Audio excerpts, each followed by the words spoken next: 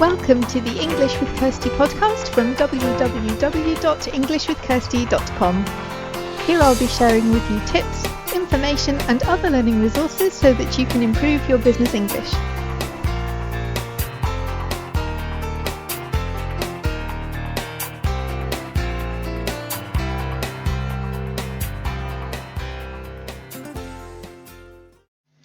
Hi and welcome back to episode 176 of the English with Kirsty podcast. And this week I've got the second part of the interview with Gabriel Clark. So last week we had the first part. If you want to go back and listen to that, that's episode 175. And this week is the second part because it got quite long and I thought it would be good to have this. It's more of a discussion really than an interview over several episodes. So this is the second and final part. And we're talking about what learning another language can teach you about your own language.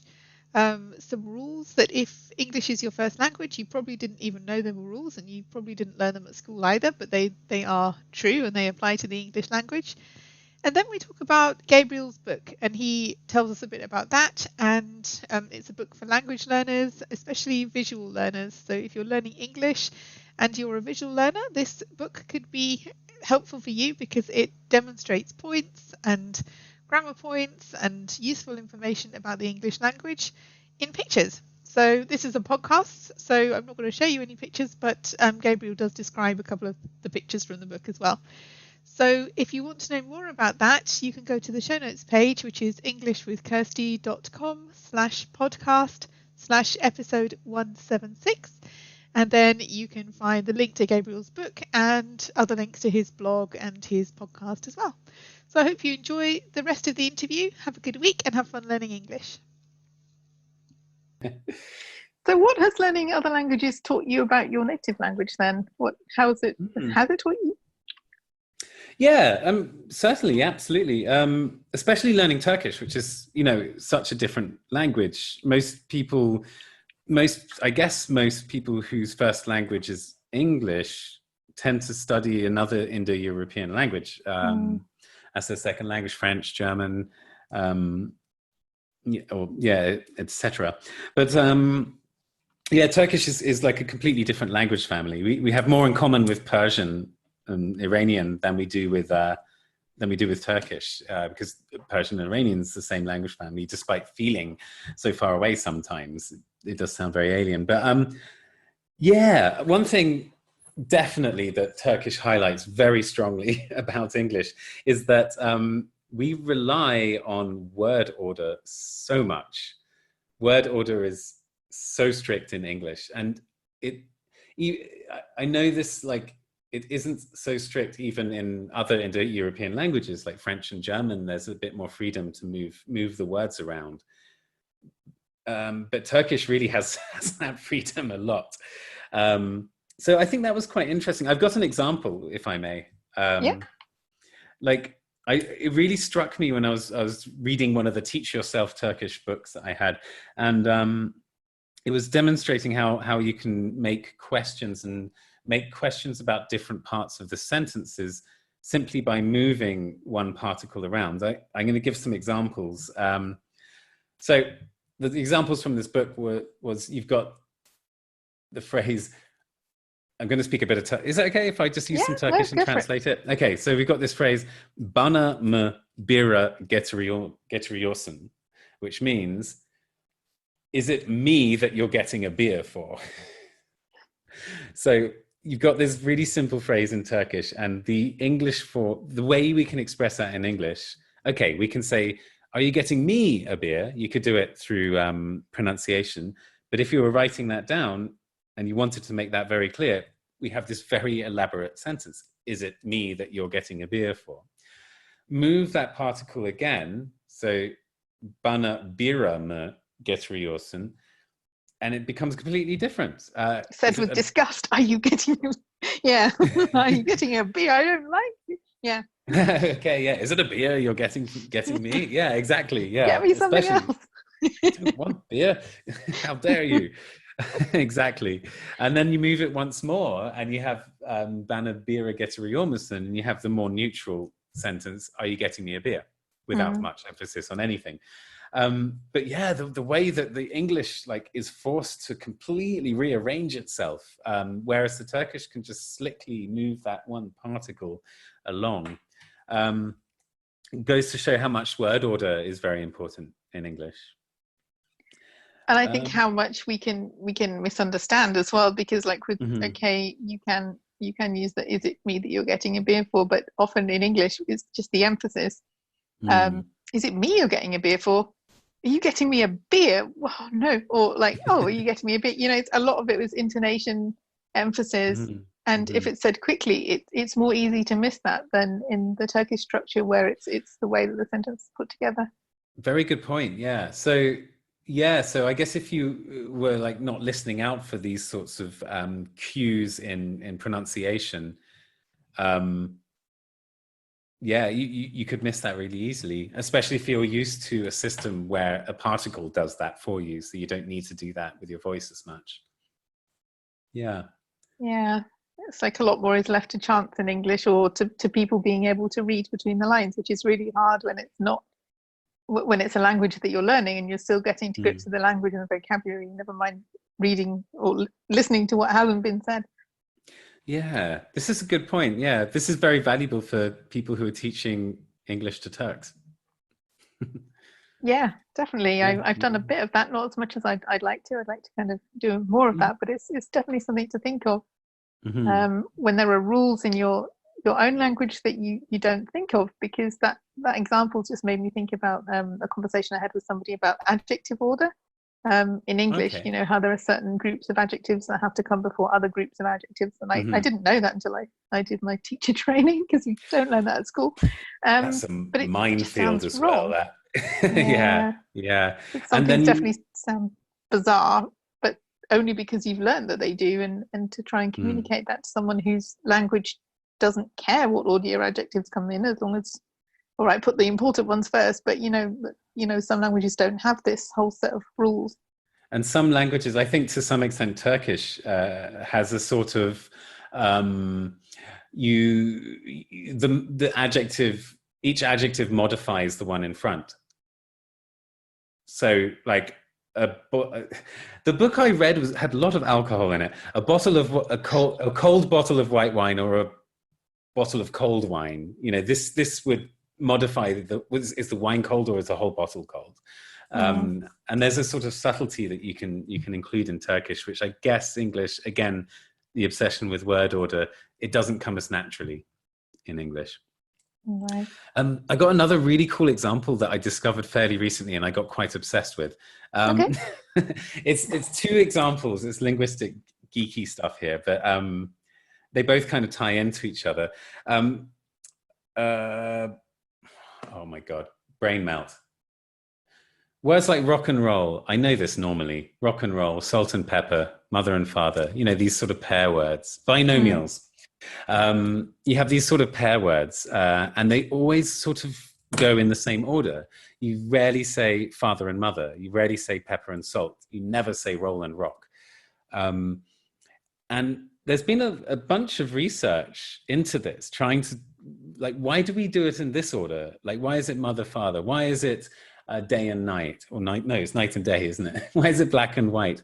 And there's all sorts of crazy theories, ranging from how useful something is, which one was invented first, which one has more power. So like a father, son, and husband and wife, you tend to have this association of power with the first of the two, but it's never been like fully explained. No one seems to like have like a really solid answer to these binomials and why they're always in this very sort of rigid order.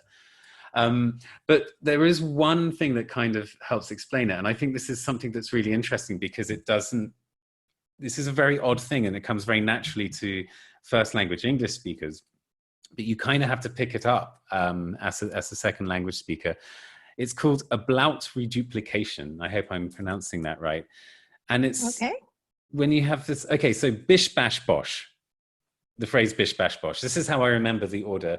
It's never bosh, bash, bish. It's never bash, bish, bosh. It's always bish, bash, bosh. Like Big Bad Wolf. Big Bad Wolf, yeah. Big Bad Wolf falls into it too. Zigzag, not zag, zig. And it's about the vowel sounds. You have I, a, and o. So okay. So if you can, yeah, it's very difficult to think of a binomial that breaks this rule. I'm trying to think of one now, but yeah, I can't. Me too. I should have got some examples. But yeah, no, it just sounds right, doesn't it? Yeah, it's probably something about convenience and laziness, like where the tongue is in the mouth or something like that. But yeah, stuff like this is very unintuitive to people who are learning, I think. So it's just, yeah, I don't know what my point is there. It's just really interesting. There's all this stuff you don't think about as a teacher that like comes so naturally, like the adjective order, like you mentioned as well. Speaking of which, if we follow the adjective order rules, Big Bad Wolf isn't right, is it? It should be the bad big wolf, but nobody would ever say that because Big Bad Wolf just it sounds Yeah, and this got me thinking even further, like which one trumps which one. So in this example, the ablaut reduplication trumps the adjective order rule.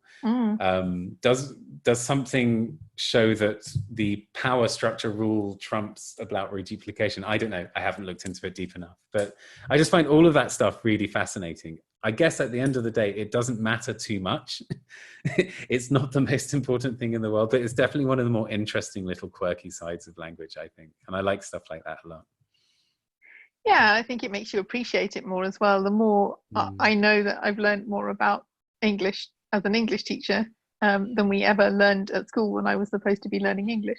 And I think that's one of the fun things about languages. You can learn to appreciate different aspects of the different languages that you know or speak when you have something with which you can compare them, because otherwise you can't make any comparisons, can you? Yeah, you it's only true, speak isn't one. It? Yeah, that's again coming back to the benefits of learning a language as a teacher. Yeah, I definitely think it helps. I know that you wrote a book. I don't know how recently, but I know that you have a book. And I was wondering if you could tell us a bit about that, because I haven't seen it, but I know it involves some images, and I was wondering if you could tell us something about how that works and what's in your book. Yeah, it's totally visual. It's based on visuals and images completely. It's called 102 Little Drawings That Will Help You Remember English Rules Forever, probably, because we like catchy titles. And you're not overcommitting, are you? Because the probably is a fair point, I think, in the title.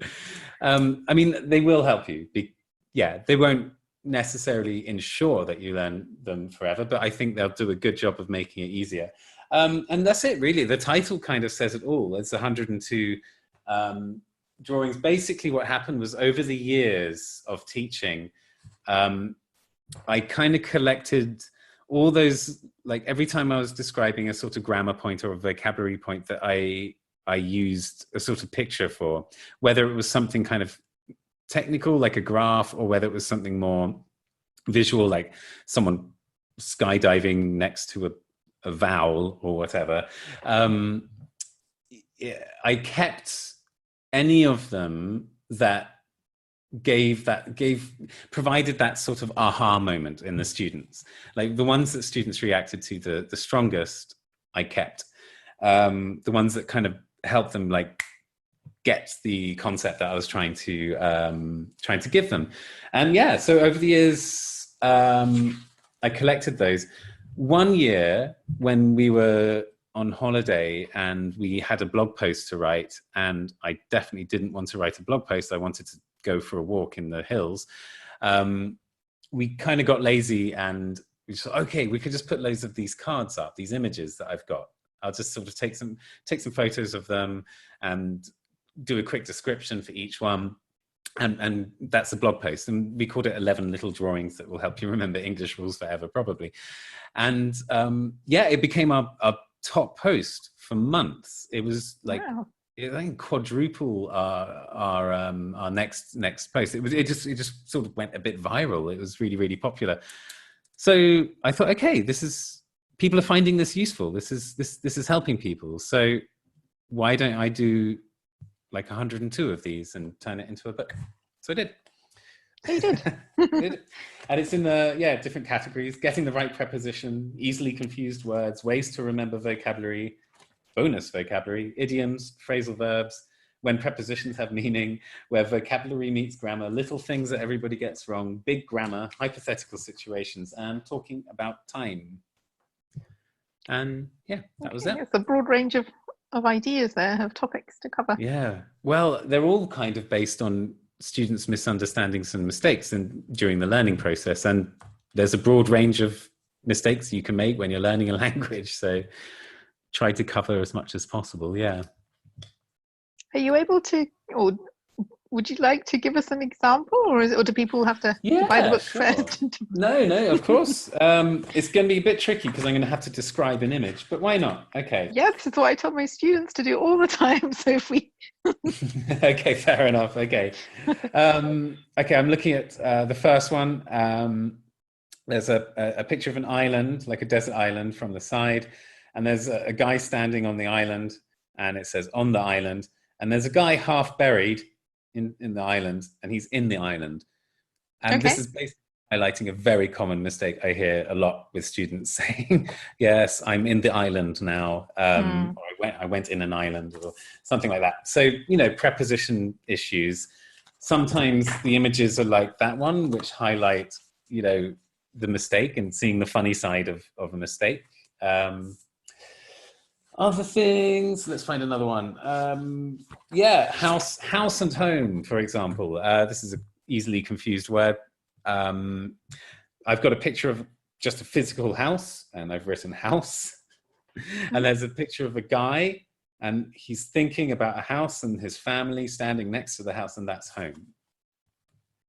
Where your family is, where you feel at home. It's not just a neutral object.